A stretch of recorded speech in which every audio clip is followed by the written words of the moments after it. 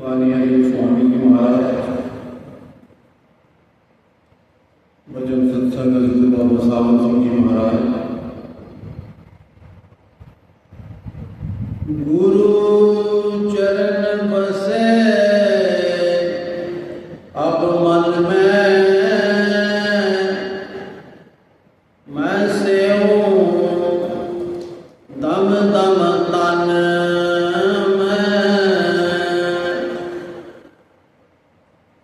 गुरु चरण बसे अब मन में, मैं सेऊं दम दम तन में। जो संतों के बाहर के चरण हैं, हम उनको भी नमस्कार करते हैं, लेकिन यहाँ पर तात्पर्य अंदर के चरणों से है। संत सद्गुरु का जो स्वरूप हर समय हमारे साथ रहता है, जो सोते जागते चलते फिरते देश प्रदेश जाट पहाड़ में साथ है, वो उसका नूरी स्वरूप है। जिस समय आत्मा शरीर से वैसे निकलकर तारामंडल सूर्य चंद्रमा को पार करती हुई आगे जाती है, वहाँ ऐसा प्रतीत होता है कि वो स्वरूप कभी आता है कभी चला जाता है। बात यह है कि स्वरूप तो वहीं खड़ा है, हमारा मन ही नहीं टिकता। जिस प्रकार तेज गाड़ी में जा रहे हों, ऐसा प्रतीत होता है कि पेड़ दौड़े जा रहे हैं, असल में पेड़ तो वहीं पर स्थिर हैं, गाड़ी ही दौड़ रही है। इसी प्रकार हमारा ख्याल आता है और जाता है, लेकिन जो जो प्यार प्रेम और प्रीत के साथ ध्यान करेंगे, स्वरूप स्थिर होता जाएगा। इतने प्यार से ध्यान करो कि तुम उसका रूप हो जाओ, तुमको ये भी पता न रहे कि वो तुम हो या तुम हो। वो स्वरूप हर समय तुम्हारे सामने रहे। कई सत्संगी प्रश्न करते हैं कि क्या स्वरूप में ये प्रकट होने से पहले ध्यान हो सकता है? हाँ, हो सकता है। देह स्वरूप, ख्याली स्वरूप का ग्रंथ साहब में लिखा है, अकाल मूर्त है साध संतन की, आरनी की ध्यान दो। कई सत्संगी शिकायत करते हैं कि मन नहीं लगता, उनमें भी यही कमी है। हर समय दुनिया के जड़ पदार्थों का ध्यान करते रहते हैं। जिसके ध्यान का संत महात्मा आपको उपदेश देते हैं, उसका ध्यान इस दुनिया के ध्यान से बढ़कर, ये दुनिया इसके पदार्थ जड़ है, वो चेतन है। लोग गुजरे हुए महात्माओं की मूर्तियां बनाकर ध्यान करते हैं, सद्गुरु तो जीवित मूर्ति है। जो मूर्तियां तस्वीर हैं, वो तो जड़ है। जो प्रत्यक्ष मौजूद महात्मा है, वो चेतन है। जो सत्संगी ये शिकायत करते हैं कि स्वरूप नहीं आता, वो चाहिए कि ख्याली स्वरूप का ध्यान करें। असल में गुरु का असली स्वरूप सतनाम है, जो कि 10 द्वार से ऊपर जाने पर दिखाई देता है, लेकिन कौफ और गौ शरीर के से ही शुरू होती है। अगर देह स्वरूप के साथ प्यार नहीं है तो अंदर तरक्की भी नहीं होती। तो शीशा नहीं कहता कि मुझे देखो। जब हम स्थूल हैं तो सद्गुरु शरीर है, जब हम सूक्ष्म है तो सद्गुरु नूर है, जब हम कारण में जाएंगे सद्गुरु महाशब्द स्वरूप है। लड़का जब प्राइमरी में होता है, शिक्षक भी प्राइमरी की योग्यता दिखाता है। जब मिडिल में जाता है तो मिडिल की।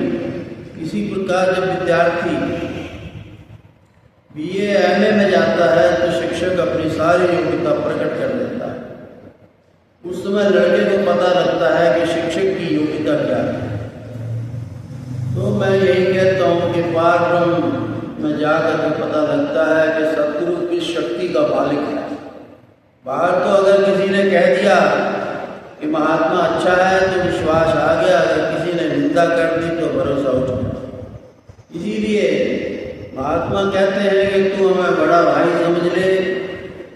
जब गुरु का नूरी स्वरूप प्रकट हो गया तो शिष्य का धर्म क्या है कि उसका ध्यान कर।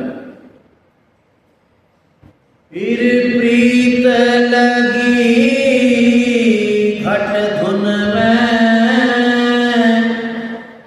चढ़ पहुंची पहली सुन में। जब तीसरे दिन में जाकर के गुरु के साथ प्रेम पूर्ण बातें होती हैं, ध्यान की एकाग्रता होती है, घंटे की धुन सुनाई देती है। अनोखी अवस्था है जिसका जीवा वर्णन नहीं कर सकती। अब गुरु को ऊपर ही ले जाना है। अब शील क्षमा मन छाई, गई तपन काम दुखदाई। अब तुरीय पद आ गया, वहाँ अमृत बरसता है। उस अमृत को पी करके काम क्रोध लोभ अहंकार सब निकल जाते हैं। सबसे पहले काम जाता है, उसके स्थान पर शील प्रकट हो जाता है। फिर क्रोध लोभ भी भागे, अहंकार मोह सब त्यागे। फिर क्रोध जाता है, उसके स्थान पर क्षमा आ जाती है। फिर मोह जाता है, उसका स्थान विवेक ले लेता है। इसी प्रकार लोभ के स्थान पर संतोष आ जाता है। अहंकार की जगह दीनता विवेक आ जाता है। मानो आसुरी संपदा निकल जाती है, दैवी संपदा आ जाती है। जब तक काम क्रोध अंदर से नहीं निकलते, आत्मा तुरीय पद में नहीं पहुंचती। तब तक मन का कोई भरोसा नहीं। बाहर से सदाचार के नियम सीख करके, वेद शास्त्र पढ़कर मनुष्य चाहे अपने आप को नेक पाक बना ले, लेकिन मन का कोई भरोसा नहीं। ऋषि मुनि हजारों साल जंगलों में टक्करें मारते रहे, माया ने जब चौका मारा तो मन चलाए मान। पराशर ऋषि सारी उम्र योगाभ्यास में रहे, लेकिन एक मछुए की कन्या को देख कर गिर गया। दुर्वासा जी, जिनको कृष्ण भगवान भी मानते थे, स्वर्ग में जब गए तो ऋषि अप्सरा ने ढूंढ दिया। विश्वामित्र रामचंद्र जी के गुरु थे, मेनका की धोखे में आ गए और शकुंतला पैदा हो गई। उसी शकुंतला का नाटक लोग सिनेमा में देखे। तो बड़े बड़े जबरदस्त महात्मा हुए, लेकिन वे तुरीय पद में ना पहुंच सके। अपने अंदर से काम क्रोध आदि को ना निकाल सके। ये तुरीय पद का यहाँ पर जो वर्णन है, ये तुरीय पद जो है, ये 5 ध्वनियों के बाद अखंड नाद, जिसको शब्द कहा है, जो निरंतर हो रहा है, उसका प्रकट होना है, जो खुले आंखों में भी और भजन के अभ्यास में भी वो हर वक्त हो रहा है। दुनिया के कोई भी काम करता है, उसके अंदर वो शब्द चल रहा है। एक पलक के लिए अगर वो ध्यान लगाता है तो वो शब्द में उस तुरीय अवस्था में चला जाता है। तो वो तुरीय अवस्था की वर्णन कर रहे हैं। जिस घर में मालिक ना हो, उस घर में चोर आप ही आ जाते हैं, लूट कर ले जाते हैं। यदि घर का मालिक आ जाए तो चोर भाग जाते हैं। तो कई बार ये पढ़ता था कि 5 लड़के मार के रहे राम निवलाए, तो हैरान होता था कि शब्द का भाव क्या है। मैं इस शब्द के पीछे कई वर्ष पड़ा रहा, लड़कों को मार कर लेकिन किस प्रकार लगती है। जब बाबा जी महाराज मिले तब वो भेद समझ में आया कि 5 लड़कों से मतलब क्या है। काम क्रोध आदि 5 डाकों से जब ये बाहर निकलते हैं तो लड़कों के रूप में निकलते हैं। महात्मा की वाणी हमारी बीमारियों की दवा है। जब सत्संग में बैठो तो एक एक शब्द को हृदय में उतारो कि महात्मा क्या समझाते हैं। लेकिन अगर सत्संग में बैठे हैं मन बाहर फिरता है तब कोई फायदा नहीं। जो मनुष्य के अंदर घंटे की धुन आती है तो ऐसा मालूम होता है कि सारा ब्रह्मांड इस धुन को सुन रहा है। वहाँ पहुंचकर मन वश में आता है। ये लड़के जो 5 लड़के निकलते हैं बाहर, ये साफ दिखाई देते हैं आत्मा को कि भाई वो निकल रहे बाहर। धुन 5 शब्द घट जागी, मन हुआ सहज वैरागी। अब सहज कमल में अनोखा दृश्य है। यहाँ की धुन को सुन करके मन वश में आ जाता है। तो मन जैसा कोई शत्रु नहीं, परंतु यदि मन वश में आ जाए तो इसके जैसा कोई वफादार नौकर भी नहीं। कबीर साहब कहते हैं मन के हारे हार है, मन के जीते जीत, पार ब्रह्म को पाइए मन ही के प्रति। गुरु कृपा सूर्य उगाना, अब हुआ जगत बेगाना।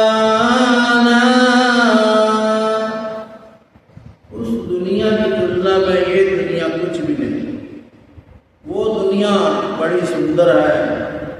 अब अभ्यासी इस दुनिया को नाशवान समझने लगा और इसमें से उसका प्यार निकल गया। गुरु की कृपा से अंदर सूर्य प्रकट हो गया। जब तक इससे नीचे नीचे था, कभी प्यार खत्म हो जाता था और कभी आ जाता था।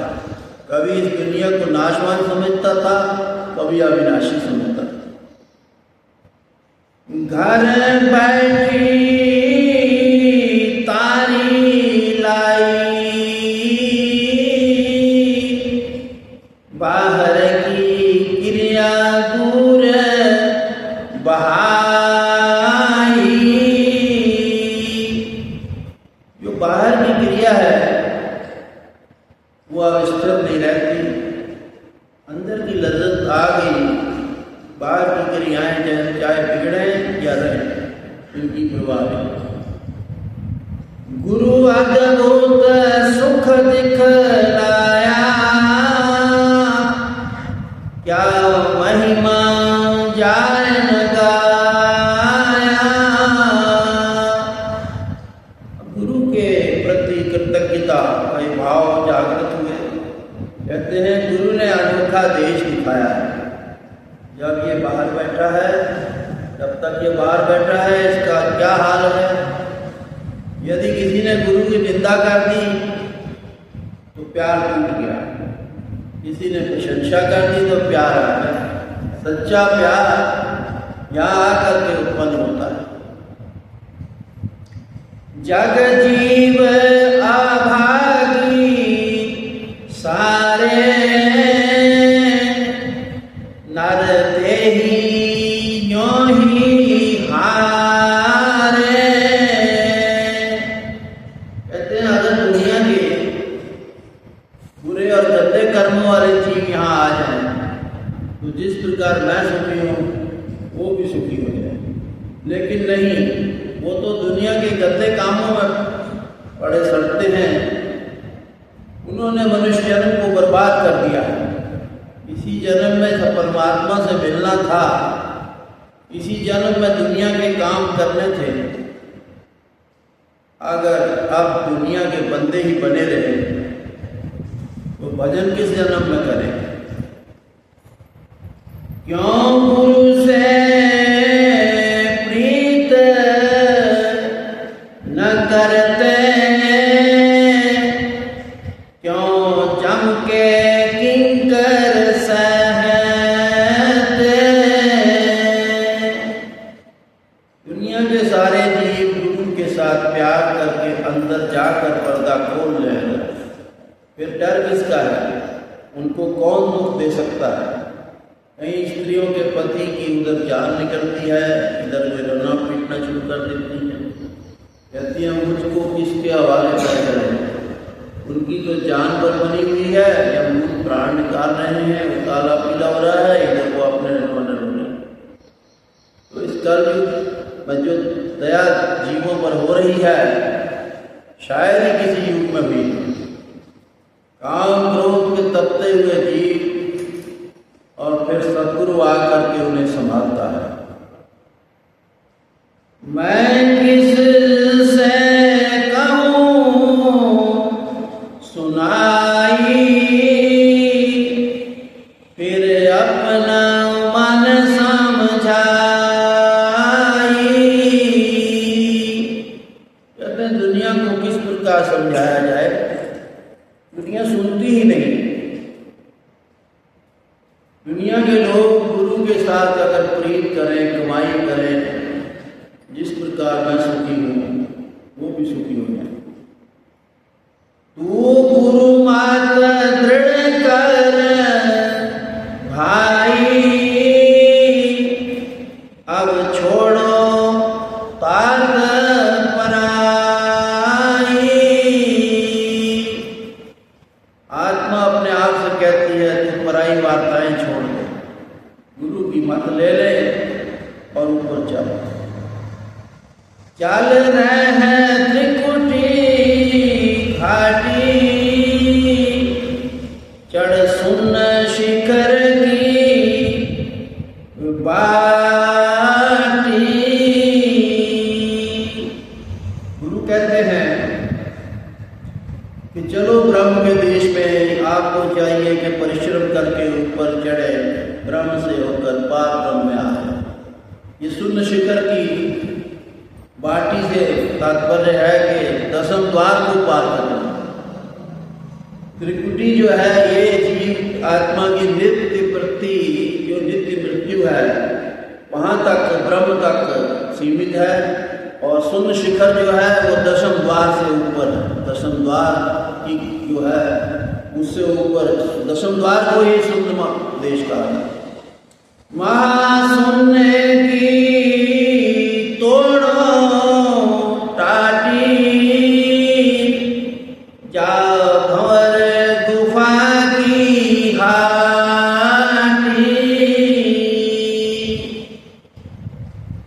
तो महासुन का देश पर्दा जो है उसको खोल लो, भंवर गुफा में आ लो। फिर सतगुरु सतपुरुष घर पाया, धुन बीना जाय बजाया।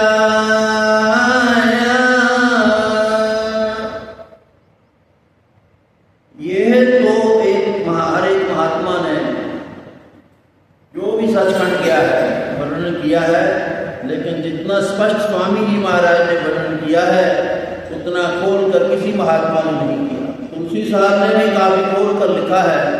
ये दोनों महात्मा अंग्रेजों के राज्य में हुए जब के धर्मों की कोई अपनी बात कहने की काफी छूट थी। भंवर गुफा सोहग देश जहाँ पर के बांसुरी की धुन आती है और इतनी सुरीली और इतनी लंबे समय से तक वो रहती है, उसको पार करके फिर सतपुरुष के देश में जब जीव आत्मा जाती है तो वहाँ पर बीड़ की धुन, बहुत सुरीली बीना की आवाज सुनाई देती है।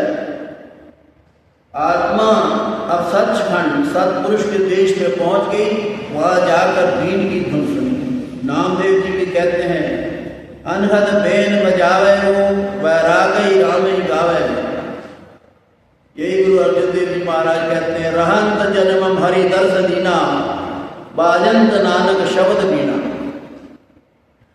सुनी अलख अगम की बत्तियां,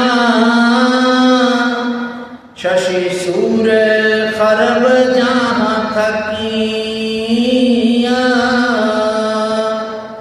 इससे ऊपर जाकर अलख और अगम देश की बातें सुनी, जहाँ इतनी रोशनी है कि खरबों सूर्य चंद्र लज्जित होते हैं। पिया पर से राधा स्वामी, कुछ कहूँ ना पुरुष अनामी। अब आत्मा अंतिम देश स्वामी पद में आ गई। उसी को राधा स्वामी कहते हैं, उसी को अनामी भी कहते हैं। मेरी आनंद सबसे न्यारी, कोई समझेगी पिया प्यारी।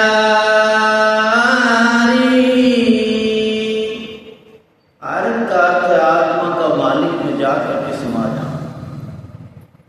कहते हैं कोई कोई रशीदा रूह पहुंची हुई आत्मा ही इसको परख करेगी, वरना दुनिया का कोई पता नहीं।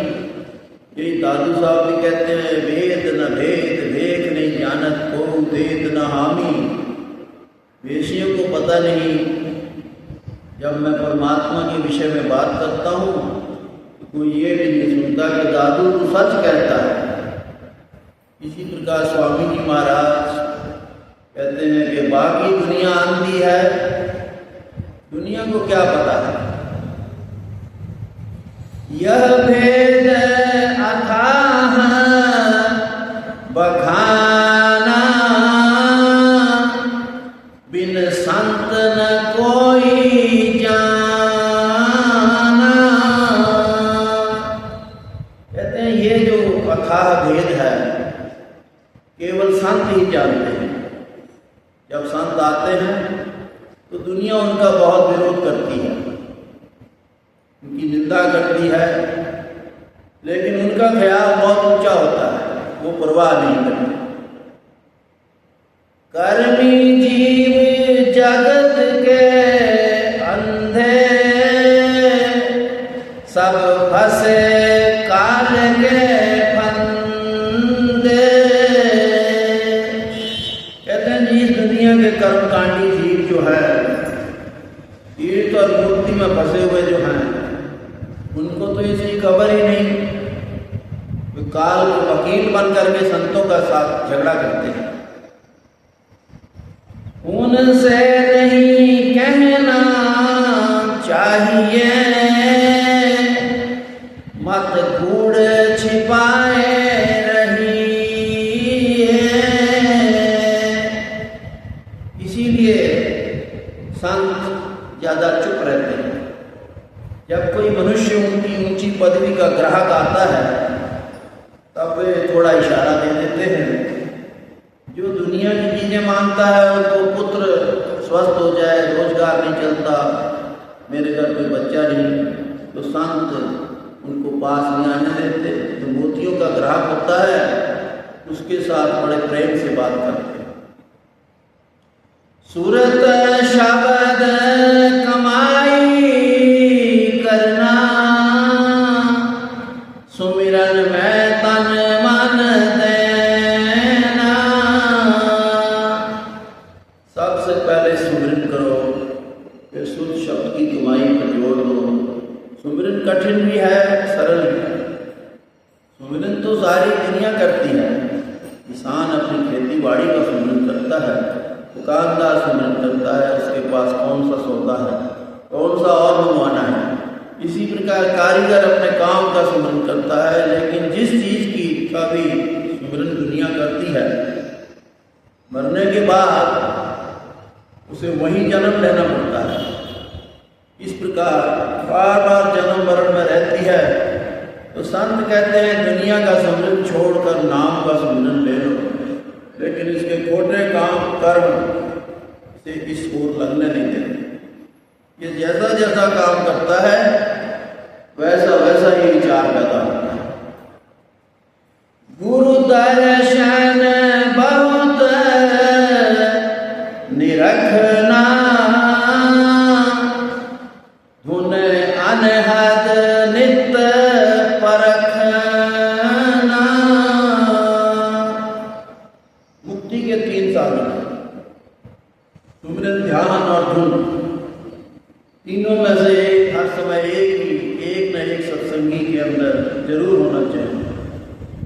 सत्संग की चाहत रखना, जब डोल पले बने तब करना। संपूर्ण मार्ग का वर्णन कर दिया है। वो कहते हैं कि हे जीव, जब कभी तुमसे हो सके सत्संग कर, महात्मा के उपदेश से फायदा उठा। उपदेश की आए है टीका, राधा स्वामी नाम में सीखा। राधा स्वामी नाम की ये व्याख्या है सुमिरन ध्यान। अब इसमें एक शब्द एक लाइन में मैं ये कहना चाहता हूँ कि सबसे बड़ी रुकावट जो होती है और हमारा जो तरक्की ना होने का कारण होता है, सत्य के साथ ना मिलने का कारण होता है, वो ये होता है कि लोक लाज। जो लोक लाज है ये बहुत बड़ी रुकावट होती है। जिस किसी सत्य को हम सत्य जब ना कहते उसको अनदेखी करते हैं या झूठ का थोड़ा बहुत भी हम अपना साथ दे देते हैं, तो हमारी जो की हुई भक्ति है वो उसका गुण जो है कम हो जाता है, समाप्त हो जाता है। क्यों कि सत्य से हम जुड़ना नहीं चाहते। किसी भी झूठे से, समाज से हम उसको हाँ में हाँ अगर मिलाते हैं तो वहाँ पर हम दोषी बन जाते हैं। कितना ही पवित्र आत्मा हो, अगर वो उस किसी गंदे पानी में, कीचड़ में पैर रखेगा तो कीचड़ जरूर लगेगा। महाराज जी एक बार मेरे साथ स्कूटर में बैठ के आ रहे थे बाबा जी, तो वहाँ सरोई फार्म के पास पुलिया पे स्कूटर खड़ा किया। बाबा जी कहने लगे मैं तेरे शाम जाना है। तो वो कहने लगे कि देख ये जो जसवंत सिंह है ये आदमी साफ है, इसके कर्म अच्छे हैं, लेकिन जब ये शकुंतला जी हाँ में हाँ मिला देता है तो ये फंस जाता है। तो मैं उस बात से, मुझे इस बात को नहीं कहना है, लेकिन ये कहना है कि ये हमारा अनुभव की चीज है, ये हमारे अनुभव किया हुआ चीज है। तो उस वक्त या तो इंसान खामोश रहे या सत्य को सत्य कहे, तो उसका गुरु साथी होता है, गुरु मददगार होता है। जब वो गुरु को छोड़ करके लोक लाज की तरफ जाता है तो उसका भजन सिमरन में विघ्न पड़ता है और उसके भजन सिमरन में रुकावट पड़ती है, क्योंकि काल का प्रभाव और मन का प्रभाव बढ़ता है। हमारे ख्याल से ही पवित्रता बनती है और ख्याल से ही अपवित्रता बनती है। तो लोक लाज जो है ये सबसे बड़ी रुकावट है।